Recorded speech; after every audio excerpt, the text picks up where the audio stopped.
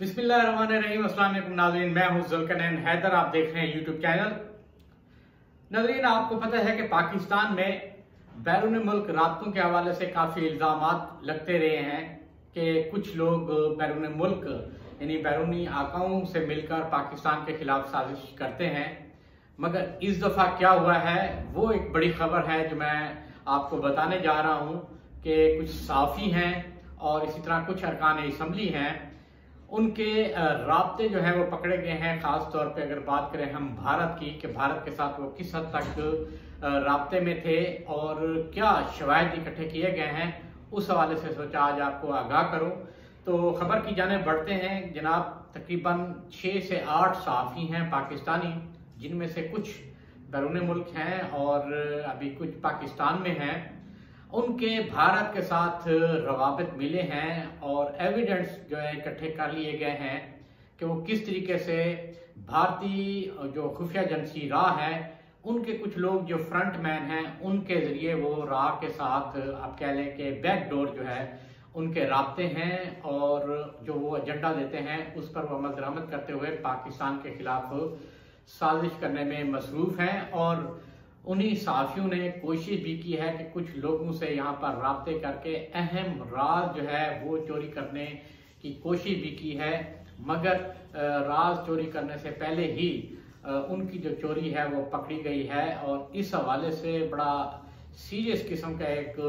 काम हो रहा है, एक इन्वेस्टिगेशन चल रही है। और उसके अंदर ये भी बात सामने आई है कि जो बैरून मुल्क सहाफ़ी हैं,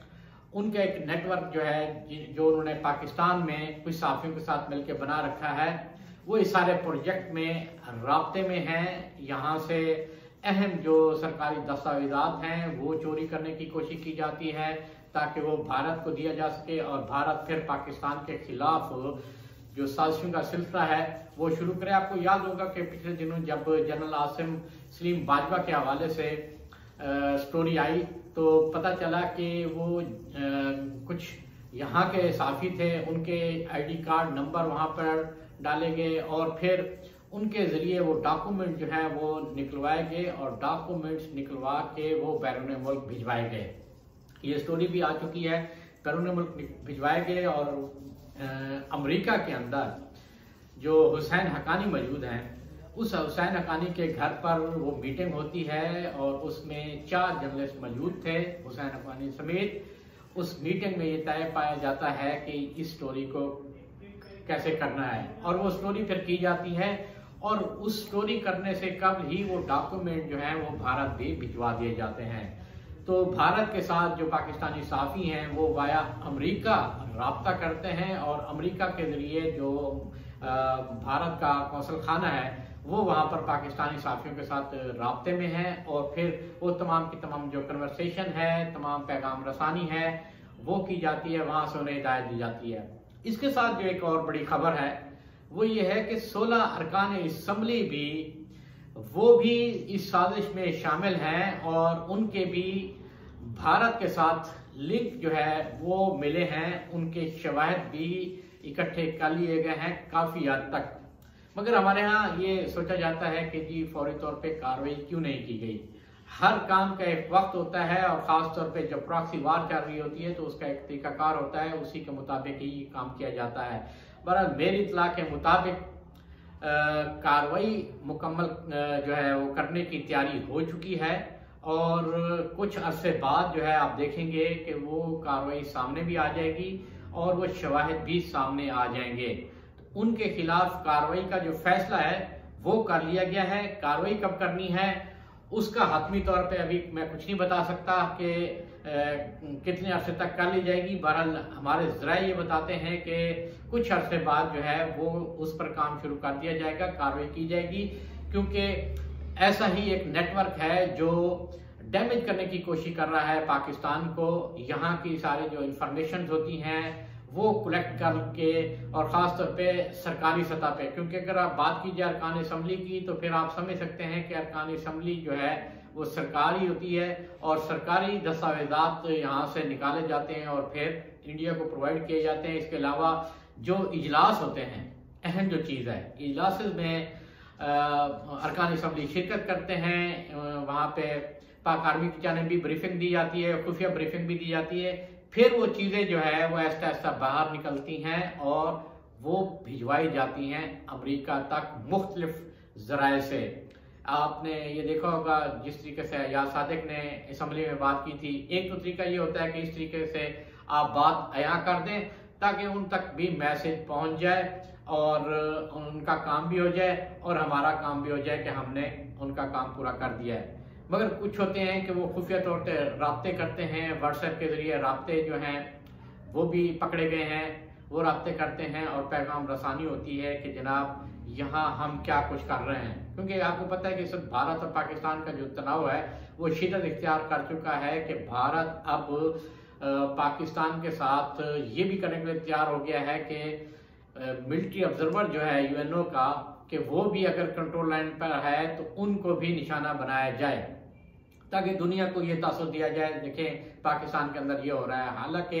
ये दुनिया को ये बात अब अया हो चुकी है कि भारत किस तरीके से बदमाशी पर उतर आया है। इसीलिए हुकूमत पाकिस्तान ने अक़वाम मुत्तहिदा का दरवाज़ा खटखटाया है, उनसे मुतालबा किया है कि फौरी तौर पर इसकी शफाफ अंदाज में इन्वेस्टिगेशन की जाए, क्योंकि मिलिट्री ऑब्जर्वर ग्रुप को निशाना बनाना कोई मामूली बात नहीं है। सिविलियन आबादी को निशाना बनाती है भारत, और अब जो है उन्होंने मिलिट्री ऑब्जर्वर ग्रुप को भी निशाना बनाना शुरू कर दिया है। तो ये बहुत ही खतरनाक चीज़ें हैं। खैर,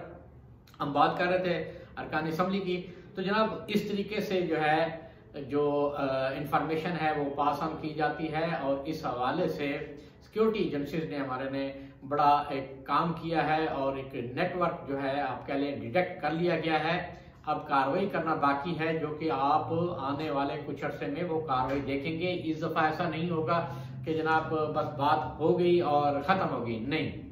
बड़ा सीरियस किस्म का एक काम हो रहा है। नाम मैं नहीं बता सकता क्योंकि अभी ये मरला चल रहा है, कौन कौन से नाम हैं। बहरहाल वो भी बहुत जल्द आपके सामने आ जाएंगे कि कौन कौन से अरकान असम्बली हैं, कौन कौन से साफ़ी हैं, उनके नाम आपको भी अया हो जाएंगे और तमाम एविडेंस के साथ मुकम्मल तौर पे जो एविडेंस है वो दिए जा चुके हैं और डाटा इकट्ठा हो चुका है, उन सब की निगरानी भी हो रही है। अब वो ये नहीं कह सकते कि जी हमने कुछ किया नहीं है, ना ही कुछ शिकायत है, नहीं, मुकम्मल तौर पे नेटवर्क जो है वो डिटेक्ट हो चुका है। मैंने आपको पहले भी जिक्र किया कि आसिम सलीम बाजवा की जब स्टोरी करनी थी तो उस वक्त भी सारी प्लानिंग जो है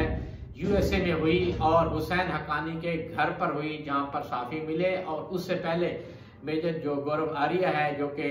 व्रा के एजेंट के तौर पर काम करता है, वो डॉक्यूमेंट उस तक भी पहुंच चुके थे और इस बात का उसने इतराफ भी किया। तो यहाँ पे जो नेटवर्क था जो इस तरीके से काम करता था और इस किस्म की चीज़ें जो है वो निकालता था, और पिछले दिनों